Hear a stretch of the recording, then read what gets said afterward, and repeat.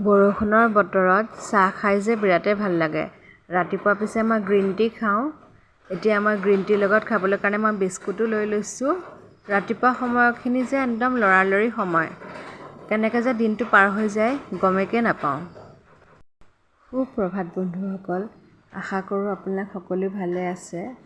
ৰাতিপুৱা সময়ত গোঁসাইৰ ওচৰত চাকি বন্তি জ্বলাই বিৰাটেই ভাল লাগে। আজি মঙলবাৰৰ দিনাখন পঞ্চমুখী হনুমান দেৱতাকো সেৱা অৰ্চনা কৰি ল'লোঁ। বজাৰ সামৰি যে মোৰ বিৰাটেই ভাল লাগে। বজাৰৰ যিকেইটা লাগতিয়াল বস্তু আজি যিটো লাঞ্চত বনাম সেয়াই আচলতে আজি আনিবলৈ ক'লোঁ। ৰহৰ দাইল আনিবলৈ ক'লোঁ, ডিম, জিৰা বিস্কুট খাই যে মোৰ বিৰাটেই ভাল পাওঁ, বাৰবন বিস্কুট, বাদাম, গাখীৰৰ পেকেট আৰু আলু, এই গোটেইখিনি মই এতিয়া সামৰি আছোঁ। বজাৰ সামৰি যে মোৰ বিৰাটেই ভাল লাগে। হাজবেণ্ডে আলু ভাজি খাই ভাল পায়, সেইকাৰণে আজি আলু ভাজি বনাম বুলিয়ে ভাবিছোঁ। এতিয়া মই বাদামো সামৰি আছোঁ। আলু ভাজি অকণমানত যদি বাদাম দিয়া হয় আৰু খাই ভাল লাগে। আৰু আপোনালোকে শ্বপিং কৰি ভাল পায়নে আৰু বজাৰ সামৰি ভাল পায়নে? মোৰ নিচিনাকৈ যদি আপোনালোকে বজাৰ সামৰি আৰু বজাৰ কৰি ভাল পায় মোক কমেণ্টত জনাবচোন। আৰু আপোনালোকে কি শ্বপিং কৰি ভাল পায় সেয়াও মোক জনাবচোন। এতিয়া মই আজি ব্ৰেকফাষ্টত ডিম খাম বুলি ভাবিছোঁ, সেইকাৰণে মই ডিম বইল কৰি লৈছোঁ আৰু হাজবেণ্ডকো টিফিনত ডিম দিম বুলিয়ে ভাবিছোঁ।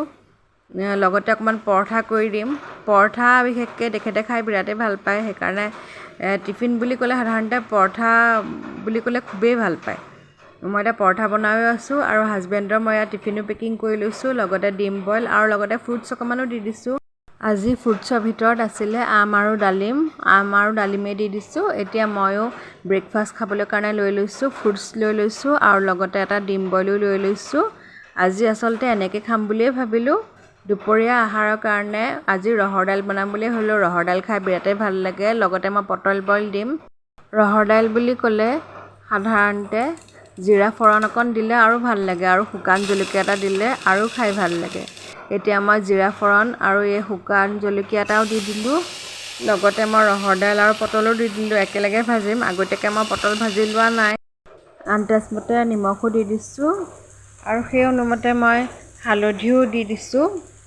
সাধাৰণতে নিমখ হালধি এনেকৈ দিয়ে মই আজি বনাম। সাধাৰণতে দাইল বুলি ক'লে মই একো মা মছলা নিদিওঁ, নিমখ হালধিয়ে দিওঁ প্ৰায়। এতিয়া মই অলপ সময় ভজাৰ পাছত পানীও দি দিছোঁ। ইমান ধুনীয়া লাগিছে নহয়। পানী দিয়াৰ পাছত বিশেষকৈ জিৰাখিনি উঠি আহিছে চাওকচোন। শুকান জলকীয়া, পটল, ৰহৰ দাইল বুলি ক'লে সাধাৰণতে অমিতা অকণমান দি খাই আৰু ভাল লাগে, ৰাহেচীয়া অমিতা হ'ব লাগে। পিছে আজি মই পটল বইলেই দিছোঁ। সদায় বেলেগ বেলেগকৈ খাই ভাল লাগে যে। দুটা হুইচেল মৰাৰ পাছত এয়া ৰহৰ দাইলো ৰেডি হৈ গ'ল। ৰহৰ দাইল বুলি ক'লে সাধাৰণতে 2-3টা হুইচেল লাগেই। মচুৰ দাইলতকৈ অকণমান বেছি হুইচেলটো লাগে আৰু 3টা বুলিয়ে ক'ব পাৰি। এতিয়া মোৰ ৰহৰ দাইল বনোৱাও হৈ গ'ল। ৰহৰ দাইলখিনি এটা হৈ আছে, ভালকৈ সিজিছেও। এনেকৈ ৰহৰ দাইল খাই মোৰ বিৰাটেই ভাল লাগে। আৰু লগতে মই আলু ভাজি বনাম বুলি ভাবিছোঁ। তেখেতে আহি পেলাই আজি দুপৰীয়া খাই যাবহি। আলু ভাজি বিশেষকৈ খাই বিৰাটেই ভাল লাগে। আলু ভাজি বুলি ক'লে মিঠাতেলতে সাধাৰণতে বনোৱা হয়। মিঠাতেল অকণমান দি দিলোঁ, আলু ভাজি অকণমানো দি দিলোঁ। আলু ভাজি মই একেবাৰে একদম দীঘলকৈ কাটি লৈছোঁ। দীঘলকৈ কাটি ল'লে সাধাৰণতে খাই বিৰাটেই ভাল লাগে। আলু ভাজিৰ লগত আজি মই বাদাম দিম বুলি ভাবিছোঁ। আন্দাজমতে নিমখো দি দিলোঁ আৰু সেই অনুমতে মই হালধি অকণমানো দি দিছোঁ। একেলগে তাৰমানে আলু আৰু বাদাম একেলগে ভাজি বনাম বুলি ভাবিছোঁ। খাই তাৰমানে বিৰাটেই ভাল লাগে। বিশেষকৈ ৰহৰ দাইল বুলি ক'লে পাপৰ নহ'বা আলু ভাজি খাই বিৰাটেই ভাল লাগে। এতিয়া মই বাদামো দি দিছোঁ আৰু এনেকৈ মই অলপ সময় ভাজিও ল'ম। আলু ভাজি বুলি ক'লে সাধাৰণতে সৰুকালৰ দিনবোৰ মনত পৰি যায়। আচলতে সৰু ল'ৰা ছোৱালীৰ পৰা ডাঙৰ মানুহলৈকে আলু ভাজিকণ খাই বহুতেই ভাল লাগে। সৰুকালৰ দিনবোৰ যে মনতেই পৰি যায়। আলু ভাজি বনোৱাও হৈ গৈছে। এতিয়া মই ভাতৰ কাৰণে চাউলো ধুই লৈছোঁ। চাউল আগতীয়াকৈ মই তিয়াই থৈ দিছিলোঁ। এতিয়া মই পৰিষ্কাৰকৈ ধুইও লৈছোঁ। আজি যে ভাতকেইটা খাই বিৰাটেই তৃপ্তি লাগিব। যদিও নিৰামিষকৈ খাম, তথাপিও তাৰমানে আলু ভাজিকণ আছে যে, সেইকাৰণে খাই আৰু ভাল লাগিব। সেইটো ভাবিয়েই ভাল লাগি গৈছে। এতিয়া মই ভাতখিনিও উঠাই দিছোঁ প্ৰেছাৰ কুকাৰত আৰু অলপ সময়ৰ পাছত ভাত বনোৱাও হৈ গৈছে। এতিয়া মই খাবলৈ কাৰণে বাঢ়িও লৈছোঁ। লগতে মই পাপৰ অকণমানো সেকি লৈছিলোঁ।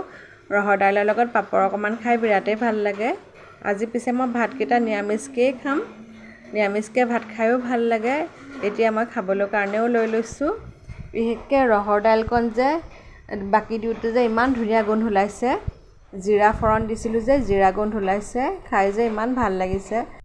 লগতে পাপৰ এখনো খাই বিৰাট ভাল লাগিছে। ৰহৰ দাইলৰ লগত ভাতকেইটা খাই যে বিৰাটেই ভাল লাগিছে। তৃপ্তিৰে ভাতকেইটা খাইছোঁ। আলু ভাজি অকণমানো লৈ লৈছোঁ। শুকান জলকীয়া অকণমানো খাই লৈছোঁ। আজি এফালে ওলাই যাবলগীয়া হ'ল, সেইকাৰণে আহি পাওঁতে ৰাতিয়েই হ'ল। দিনৰে সৰহকৈ আলু ভাজি কৰি থৈ দিছিলোঁ। এতিয়া আলু ভাজিৰ লগত ৰাতি ৰুটিয়ে খাম। লগতে এক বাতি চাহ। বাতিত চাহ খাই যে বিৰাটেই ভাল লাগে। আজি পিছে মোৰ বানবাতি নহয়, ষ্টীলৰ বাতিতহে চাহ খাবলৈ লৈছোঁ। বানবাতিত চাহ খাই যে বিৰাটেই ভাল লাগে আৰু লগতে অকণমান গুড় হ'ব লাগে, কথাই নাই, নহয়নে বাৰু? এয়া চাহ লৈ লৈছোঁ, লগতে বাদাম আলু ভাজি, ৰুটি। এতিয়া মই খাবলৈ লৈ লৈছোঁ। কেতিয়াবা এনেকৈও খাই বিৰাটেই ভাল লাগে। আজি এনেকৈয়ে খাইছোঁ আৰু। আপোনালোকৰনো মোৰ ভিডিঅ'ছবিলাক কেনেকুৱা লাগিছে কমেণ্টত জনাবলৈ নাপাহৰিব। আজিৰ কাৰণে আহিছোঁ। শুভৰাত্ৰি। কাইলৈ আকৌ লগ পাম।